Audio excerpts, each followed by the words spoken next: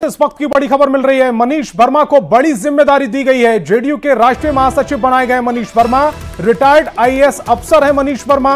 कल ही जेडीयू में शामिल हुए थे। सीएम नीतीश कुमार के बेहद करीबी हैं। तो बड़ी खबर आपको पटना से बता रहे हैं, मनीष वर्मा को बड़ी जिम्मेदारी दी गई है। जेडीयू के राष्ट्रीय महासचिव बनाए गए हैं। रिटायर्ड आईएएस अफसर है मनीष वर्मा। कल ही जेडीयू में शामिल कराए गए थे। सीएम नीतीश कुमार के करीबी हैं मनीष वर्मा। बड़ी खबर आपको बता रहे हैं पटना से, मनीष वर्मा को बड़ी जिम्मेदारी दी गई है। और अमितेश हमारे संवाददाता ज्यादा जानकारी के साथ फोन लाइन पर जुड़ रहे हैं। अमितेश, बड़ी जिम्मेदारी और ऐसे वक्त पर जब एक साल का वक्त रह गया है चुनाव में। जी हाँ, बिल्कुल। जेडीयू के जो महासचिव थे, राष्ट्रीय महासचिव संजय झा, उन्हें प्रमोशन दिया गया है। उनको जो कार्यकारी अध्यक्ष बनाया गया था, पिछली जो जेडीयू की कार्यकारिणी की बैठक हुई थी दिल्ली में, उसके बाद से जेडीयू महासचिव का जो पद खाली था उस पर मनीष वर्मा की नियुक्ति की गई है। तो निश्चित रूप से मनीष वर्मा नीतीश कुमार के बेहद करीबी रहे हैं। रिटायर्ड आईएएस अधिकारी हैं ओडिशा कैडर के। और इसके पहले भी देखा जाए तो 9 जुलाई को उनको जेडीयू में शामिल कराया गया था। उसके बाद आज दिल्ली में जेडीयू के जो कार्यकारी राष्ट्रीय अध्यक्ष है संजय झा, उन्होंने इस बात का ऐलान किया कि राष्ट्रीय अध्यक्ष नीतीश कुमार की सहमति से उनके आदेश अनुसार आज नियुक्ति की गई है और राष्ट्रीय महासचिव बनाए गए हैं मनीष वर्मा। निश्चित रूप से मनीष वर्मा ने भी यही कहा कि अगले साल विधानसभा के चुनाव होने हैं, 1 से 1.5 साल का वक्त है। ऐसे में बिहार समेत बाकी दूसरे राज्यों में भी पार्टी संगठन को कैसे आगे बढ़ाया जाए, किस तरह से पार्टी का विस्तार किया जाए, इसको लेकर के जिम्मेदारी हमारे ऊपर है। और निश्चित रूप से जेडीयू की तरफ से देखा जाए, जेडीयू के लिहाज से तो बड़ी जिम्मेदारी है। मनीष वर्मा की नियुक्ति हो गई है राष्ट्रीय महासचिव के रूप में। जी अमितेश, सीएम नीतीश कुमार के बेहद करीबी है, ये तो बात ठीक है, लेकिन इससे जेडीयू को किस तरह से फायदा हो सकता है उनके इस पद पर काबिज कराने के बाद? देखिए, निश्चित रूप से जेडीयू में देखा जाए तो सीएम नीतीश कुमार के पास चूंकि दोहरी जिम्मेदारी पहले से ही है, राष्ट्रीय अध्यक्ष भी हैं पार्टी के और साथ साथ बिहार के मुख्यमंत्री भी हैं। अगले साल के अंत में विधानसभा का चुनाव होना है। ऐसे में उन्होंने पहली नियुक्ति की जो कि जेडीयू की कार्यकारिणी की बैठक में इस बात का फैसला हुआ और संजय झा को पार्टी का कार्यकारी राष्ट्रीय अध्यक्ष बनाया गया। और उसके बाद मनीष वर्मा की भी ये नियुक्ति हुई है, उन्हें राष्ट्रीय महासचिव की जिम्मेदारी दी गई है। तो निश्चित रूप से जेडीयू की तरफ से पूरी तैयारी है अगले विधानसभा चुनाव को लेकर के। 1 से 1.5 साल का वक्त है और मनीष वर्मा चूंकि ओडिशा कैडर के रहे हैं आईएएस अधिकारी, लेकिन बिहार में भी पटना के भी डीएम रहे हैं और मुख्यमंत्री के साथ भी जुड़े रहे हैं। सीएम के एडवाइजर के तौर पर उन्होंने काम किया है, तो उनका अनुभव है यहाँ पर बिहार का भी।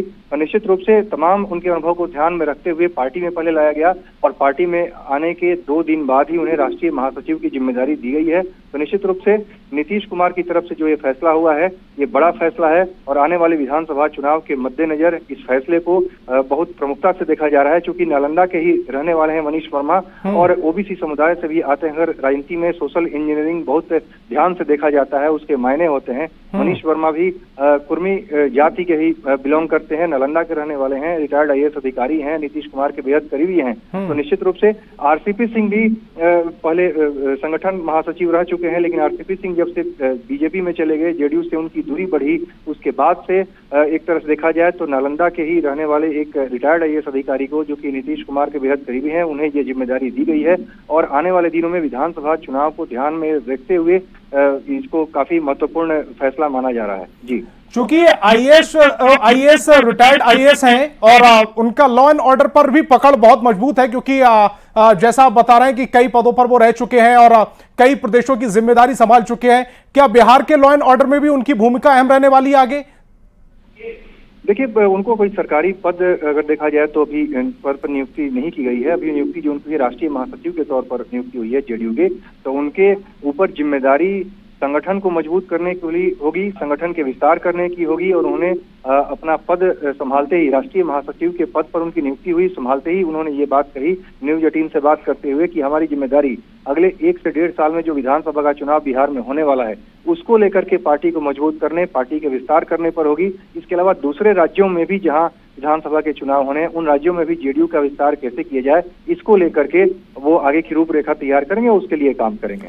क्योंकि झारखंड में भी चुनाव है और झारखंड में चुनाव होने में ज्यादा वक्त नहीं रहा है विधानसभा चुनाव में। ऐसे में अमितेश इनकी जो महेश वर्मा जी हैं, इनकी भूमिका झारखंड में किस तरह से रह सकती है?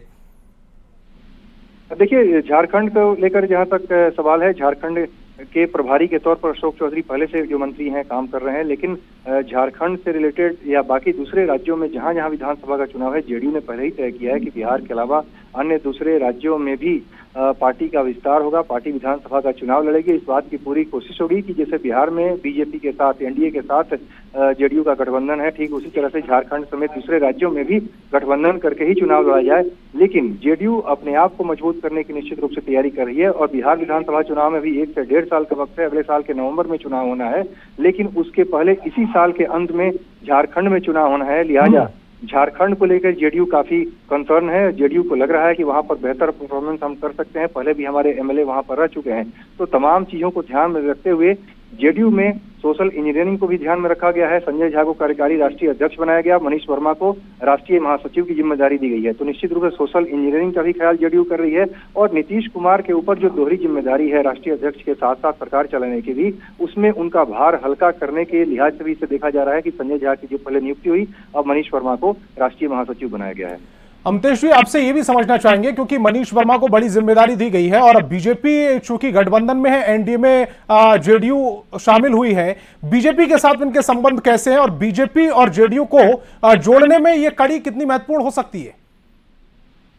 देखिए, निश्चित रूप से बीजेपी और जेडीयू के संबंध जो है लोकसभा चुनाव के वक्त ही बेहतर हैं और लोकसभा चुनाव के ठीक पहले फिर से एंट्री हुई, जेडीयू की एंट्री हुई एनडीए में।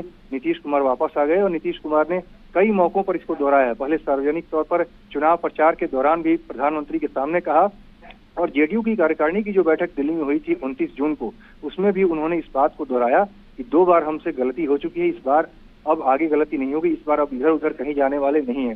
तो निश्चित रूप से ये जेडीयू की तरफ से भी कहा गया है, नीतीश कुमार की तरफ से भी कहा गया और नई नियुक्तियां जो हो रही हैं उसको भी ध्यान में रखते हुए निश्चित रूप से कहा जा सकता है जेडीयू पूरी तरह से एनडीए के साथ मुस्तैदी से रहना चाहती है और जेडीयू ने साफ किया है कि नीतीश कुमार के नेतृत्व में ही अगला विधानसभा का चुनाव हुआ, जिसका समर्थन बिहार के बीजेपी अध्यक्ष और डिप्टी सीएम सम्राट चौधरी ने भी किया है, चिराग पासवान ने किया है, उपेंद्र कुशवाहा, जीतन मांझी समेत एनडीए के घटक दल के सभी नेताओं ने किया है। तो निश्चित रूप से सभी लोग एक सुर में यही बात बोल रहे हैं कि अगले साल विधानसभा का चुनाव नीतीश कुमार के नेतृत्व में ही होगा।